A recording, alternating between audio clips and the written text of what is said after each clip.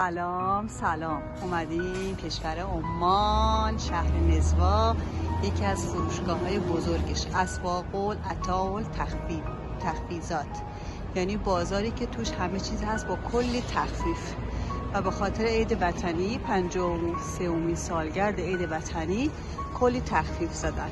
حالا میخوام از نزدیک ببینیم که تو این فروشگاه چه چیزایی داره. اینجا کلی فروشگاه گل و گیاه و تزیینات داره، گلای مصنوعی فوق‌العاده زیباست، فوق‌العاده زیباه. همه گلا مصنوعیه، طبیعی نیست، ولی فوق‌العاده قشنگ و زیباست. واقعا زیباست، واقعا زیباست. اینجا قسمت لوازم خانگیه، تمام وسایل.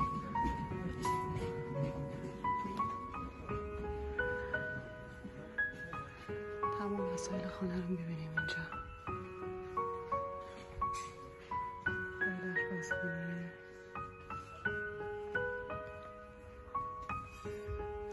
این قسمت هم که حالت صنایع دستیه و بازارچه گل و گیاهش و تمام صنایع دستی چوبی. اینجا قسمت گلاشه و صنایع دستی و در واقع صنایع وسایل تزییناتیش. فوق‌العاده زیباست، واقعا زیباست، واقعا زیباست. این وسایل برای ابزارالات، میخ و چکش و انواع اقسام آچار و قیمت هم 1 ریال 2 ریال. در واقع الان ریال یک ریال 130,000 تومان ایرانه. وسایل دوش و حمام و تناب و کلی ابزارالات میتونیم مشاهده کنیم. این هم کلی کتریه که اینجا میگن دله، برای قهوه استفاده میشه. شیرجوشاشون هست و این کوچولو که اسمش دله است، مخصوص عمانه که باش قهوه درست میکنن و به طبق یه سری رسوم و آداب خاص. این هم کتری و بوریاشونه. وسایل پلاستیک، فلاسکایی که هست میبینیم، فلاسکای چای، قیمت هم از 3 ریال 4 ریال 5 ریال.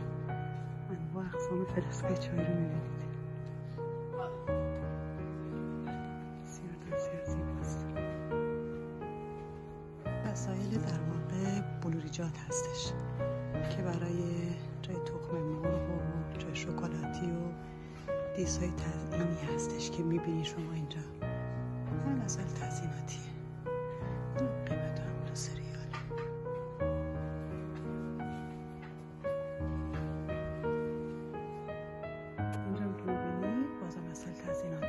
قندون و جای شکلاتی های خیلی خوشگل و یه خانم ها لذت میبرن از اینا دیگه. قیمتاش هم واقعا عالی، قیمت ها واقعا عالیه. این به پول اینجا خیلی خوبه، به پول اینجا چیزی نیست. قسمت ملامیناست، تمام ملامینا، ظرفای بزرگ 2 ریاله. انواع اقسام دیسه که شما میتونید ببینید. همه ملامینه. اینجا قسمت پیاله ها، ظرفای سفالی. فوق‌العاده است، فوق‌العاده است. در واقع این سرویس پلاستیک 200 بیس است. بیس در واقع هر 1 ریال که 130,000 تومنه، هر بیس 100 بیسه میشه 13,000 تومن، یعنی سرویسش میشه 26,000 تومن. وسایل اسباب بازی بچه‌ها و وسایل تزییناتی بادکنک‌ها رو می‌بینید و کلی وسایل بازی مال بچه‌هاست. شما می‌بینید شوینده است که آب خورده. در واقع تا 1 ریال هم نیست. 3 تا ریکا رو انگار بسته‌بندی کردن و اینا مواد شوینده هستن کلا همشون، مثل وایتکس و اینم که 4 لیتری هستن که تقریبا 1 ریاله.